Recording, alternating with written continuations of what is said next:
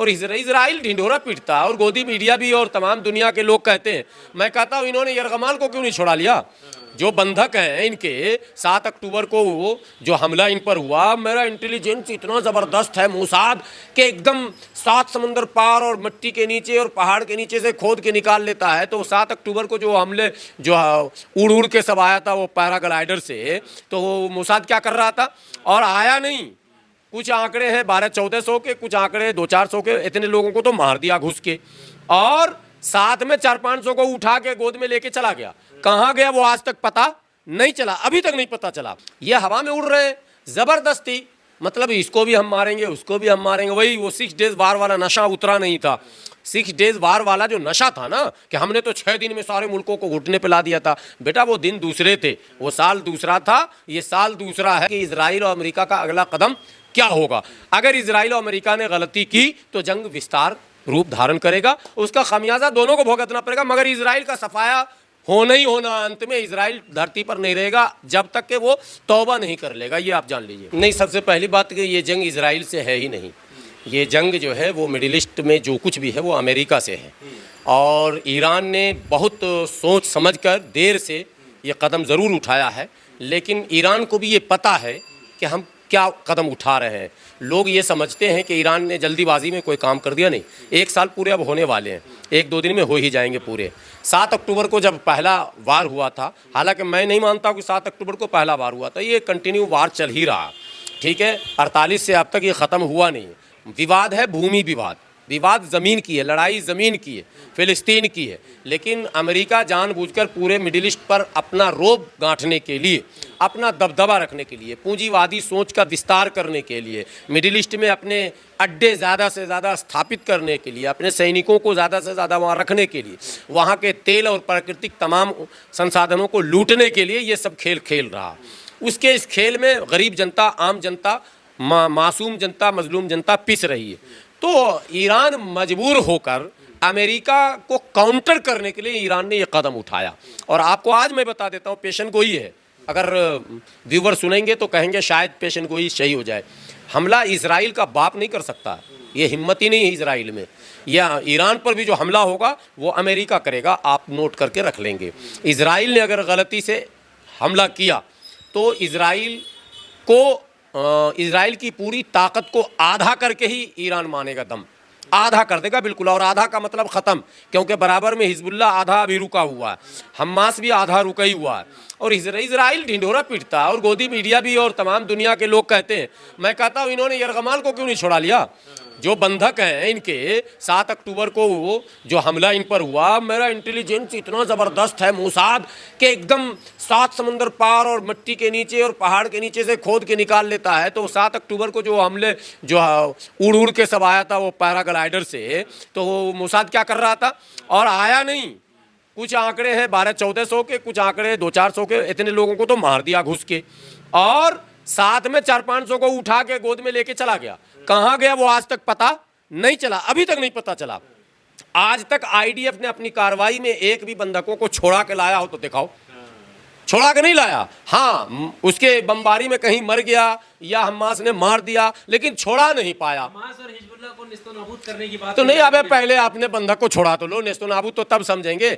अब इसके पास एक तो पावर है, वो अमेरिका दिए हुए है कि बस बम ऊपर से बरसाओ, बम ऊपर से। माँ ने दूध पिलाया तो जमीन में घुसो ना, घुसे तो थे गाजा में, क्या मिला? सैकड़ों टैंक इनके बर्बाद हो चुके हैं, ठीक है। अमेरिका का MQ-9 जो ड्रोन है, वर्ल्ड का सबसे फेमस ड्रोन, 11 ड्रोन तो हुती ने मार के गिरा दिया। अभी 20 F-35 जहाज़ को मिसाइल मार के तबाह कर दिया ईरान ने। ये हवा में उड़ रहे हैं ज़बरदस्ती, मतलब इसको भी हम मारेंगे उसको भी हम मारेंगे। वही वो 6 डेज वार वाला नशा उतरा नहीं था। 6 डेज वार वाला जो नशा था ना, कि हमने तो 6 दिन में सारे मुल्कों को घुटने पे ला दिया था। बेटा वो दिन दूसरे थे, वो साल दूसरा था, ये साल दूसरा है। अब क्या बताऊं तुमको कि हाल दूसरा है। ये कव्वाली हम लोग सुन चुके हैं, अब वो नेतन्याहू सुना नहीं ये कव्वाली। तो अब ये साल दूसरा है, लीडरशिप दूसरी है, हालात बदले हैं ना, लीडरशिप चेंज का मसला है सब जगह। जो लीडरशिप जब चेंज होता है ना तो सोच बदलती है, तो वो हालात को बदलते हैं। देश का जो मीडिया दिखाता है कि देखिए इजराइल ने नहीं, 5 दिन से तो मीडिया शांत है, ये 2 दिन से मीडिया ने अब इजराइल का वो दिखाना शुरू किया, उसकी तबाही और बर्बादी को। और ये ज़रूर मीडिया कहती है कि इजराइल बख्शेगा नहीं, ये बात तो कह देती है, लेकिन घूम घाम के यही दिखाया जा रहा है कि 200 गिरे, कि 300 गिरे, कि 180 गिरे, उसके आयरन डोम फेल हो गए, उसके सारे डिफेंस सिस्टम फेल हो गए, और टारगेट रियल में हिट किया, मतलब जो निशाना था वो सब सटीक जगह पर गया। हमास के हेडक्वार्टर पर गड्ढे हो गए हैं, वो बस अब तो दिखाया जा रहा। इनके वो एयरपोर्ट जहाँ से इनके फाइटर जेट उड़ान भरते थे लेबनान पर बमबारी करने के लिए और हमास गाज़ा पर, वो पूरे एयरपोर्ट में गड्ढे हो गए हैं। ये कोई छोटा हमला थोड़ा ना है भाई, बेहतरीन हमला उसने 1800 किलोमीटर 2000 किलोमीटर दूर से किया। और अमेरिका को बता दूं, ईरान ने वो हाइपरसोनिक मिसाइल भी तैयार किए हैं जो सीधे वहीं से वाशिंगटन को भी हिट कर सकता है, ये भी आज बता दूं। उसने तैयारी बहुत सोच समझ कर ईरान ने हाथ डाला है। और अमेरिका जब किसी का दिन बुरा होता है, कहावत हम लोग क्या गाँव में, कुत्ते को मौत आती है ना तो शहर की तरफ जाता है। तो ये इसराइल के शायद आखिरी दौर से गुजर रहा है इजराइल, शायद उसको अंजाम तक पहुंचना है, इसलिए उसने इस जंग को इस तरह का विस्तार दिया। पर जो कहा जा रहा है कि जब इधर उस पे जब बमबारी होती है तो कहते थे कि क्या इंसानियत नहीं है, औरतें और बच्चों को मारा जा रहा है। अब जब इजराइल पे बमबारी हो रही है तो वही लोग खुशियां मना रहे हैं, अब इंसानियत नहीं दिख रही। नहीं, ये भी तो खुशी मना रहे थे, इनको इंसानियत नहीं दिख रही थी, ये भी डांस करते थे। हसन नसरुल्लाह के मारे जाने पर जश्न हुआ, मिठाइयाँ बट रही थी इजराइल में, तो अभी इसने भी बम गिराया, मिसाइल दागा, तो वो भी नाच रहा है। ये तो मानव स्वभाव है, जो ह्यूमन नेचर है उसको आप चेंज तो नहीं कर सकते हैं ना। दोनों तरफ खुशी गम का मामला है, जंग तो खुद ही एक मसला है, तो उस मसले से जूझ रहे हैं लोग। और लोग कहते हैं जंग से मसले का हल तो नहीं होता, लेकिन इजराइल फ़िलिस्तीन का जो मामला है ये जंग से ही शायद हल होगा, चूँकि अमेरिका ने ठान रखा कि हम मुज़ाकरात को पटरी पर आने ही नहीं देंगे, डायलॉग को कभी हम पॉजिटिव वे में जाने नहीं देंगे। जब सही स्टेज पर पहुंचता तो ये वीटो लगा देता, जब जब यूएनओ में सही जगह पर पहुंचा डायलॉग तो ये वीटो लगा देता। वीटो सबसे ज़्यादा अमेरिका ने लगाया है फ़िलिस्तीन के मामले पर। तो मसला ये है, वीटो तुम लगाओ, वीटो रूस भी लगाएगा, वीटो चीन भी लगाएगा, अब करो, अब आओ मैदान में। इस बार खेल तगड़ा सा होगा।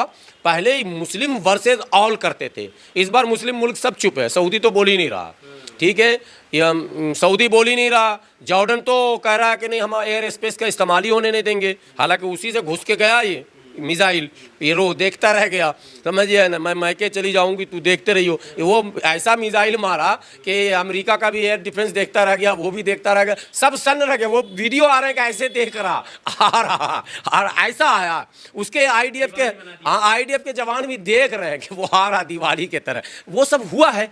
तो देखिए अभी इब्तिदाई इश्क में रोता है क्या, और आगे आगे देखिए ये तो तय है कि जंग बढ़ेगा।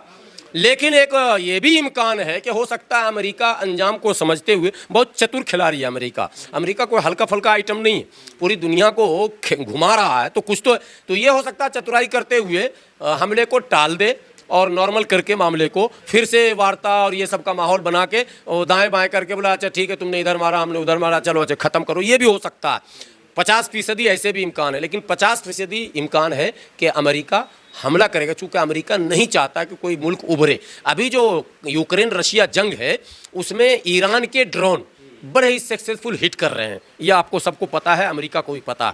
तो अमेरिका नहीं चाहता ना कोई आविष्कारक पैदा हो, कोई नया प्रयोग करके नया हथियार बना ले और तो ऐसा हथियार के सीधे वाशिंगटन पे हमला हो जाए। तो इसलिए अमेरिका उसको डैमेज करने के बहाने खोज रहा था, वो बहाना उसको मिल चुका है। अब हम लोग इंतज़ार कर रहे हैं, सारी दुनिया इंतज़ार कर रही है कि इजराइल और अमेरिका का अगला कदम क्या होगा। अगर इजराइल और अमेरिका ने गलती की तो जंग विस्तार रूप धारण करेगा, उसका खमियाजा दोनों को भुगतना पड़ेगा, मगर इजराइल का सफाया होना ही होना। अंत में इजराइल धरती पर नहीं रहेगा जब तक कि वो तौबा नहीं कर लेगा, ये आप जान लीजिए।